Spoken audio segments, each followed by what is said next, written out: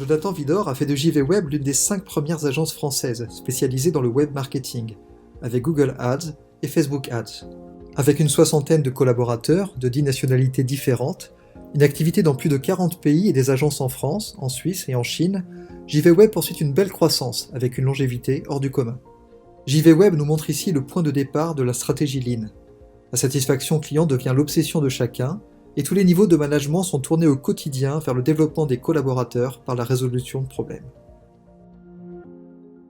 J'ai commencé l'idée de JWeb en 1998.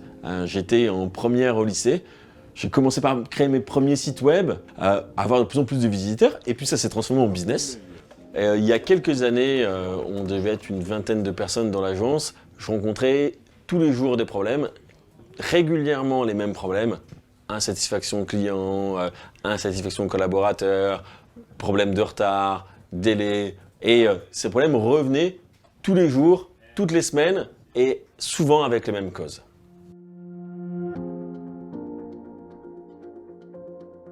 Avant, dans nos bureaux, tout était propre, les murs transparents. On est dans la technologie, on est dans l'Internet. Au Japon, en fait, tout est rendu visible. Quand il y a des problèmes, quand il y a des chiffres, est-ce que les clients sont satisfaits?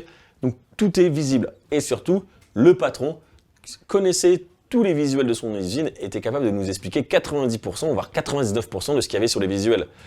Vous seriez venu il y a quelques années chez JWeb, j'aurais été incapable de vous dire la façon de produire plein de pièces. Maintenant, c'est le cas. Maintenant, je suis beaucoup plus en phase avec le terrain, beaucoup plus en phase avec comment ça se passe.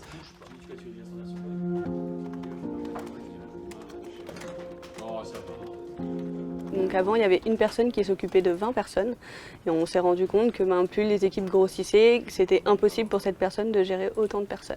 Donc on a créé des cellules plus réduites, de 6 personnes uniquement. En tant que team leader, donc ma journée se décompose vraiment en rendez-vous de formation, en rendez-vous d'aide pour accompagner les équipes. Donc finalement, je passe aujourd'hui 50% de mon temps sur mes clients parce que c'est important que j'ai encore cette notion technique et 50% de mon temps pour les aider.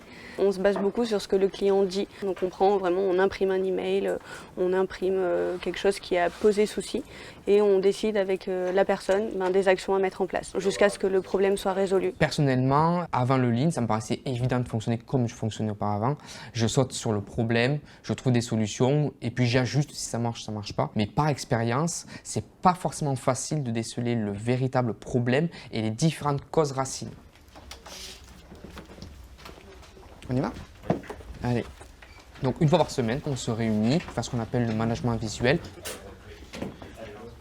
Les managements visuels d'équipe sont un moment très important dans la semaine parce que c'est ce qui permet en fait à l'équipe de travailler ensemble.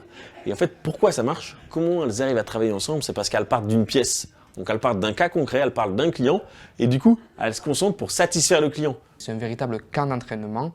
À quoi? À déceler les problèmes, mais aussi à savoir les expliquer de manière cohérente à autrui. Je n'arrive pas à avoir un retour clair du client sur les performances et ma prestation. Donc ce que j'ai fait les semaines précédentes, c'était d'abord... Il faut que j'apprenne à discuter avec les autres de mes problèmes, que je les rende visibles, que j'accepte de dire que mes problèmes, en fait, c'est pas forcément une erreur de ma part, c'est parce que j'ai besoin d'apprentissage, j'ai besoin de faire évoluer mes méthodes de travail, ou j'ai besoin de plus d'aide de mon team leader. Je dois moi-même tout le temps me remettre en question et déceler ce qui n'a réellement pas marché. Donc en fait, on ne se contente pas de ce que le client dit, on creuse, on reformule jusqu'à ce qu'on ait vraiment compris le plus important, le message qui va tout changer, qui va faire qu'on l'a vraiment compris.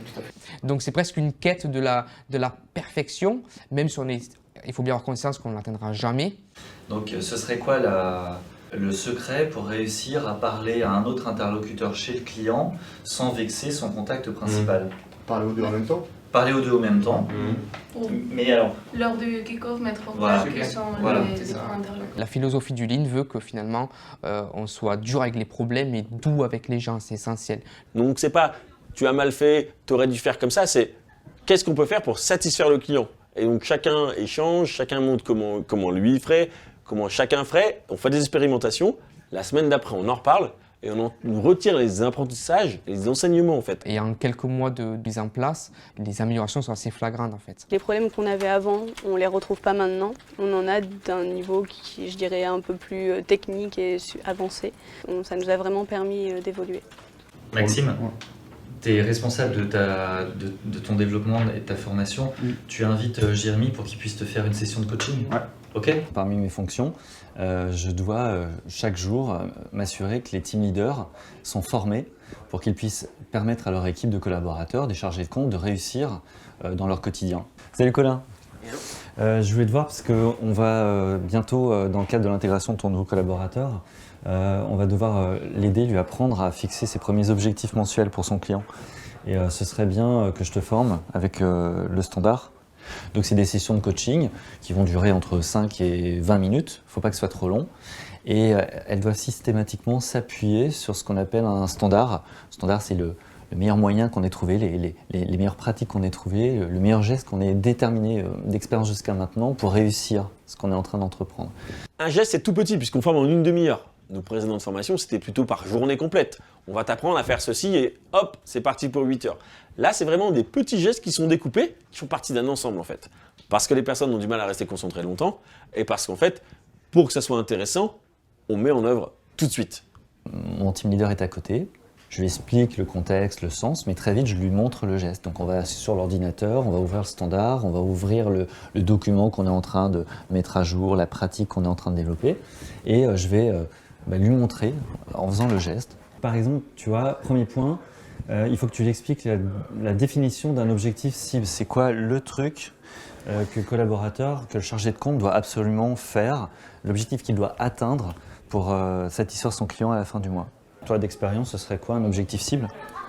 CPL inférieur à 30 euros. CPL inférieur à 3 euros. Ok.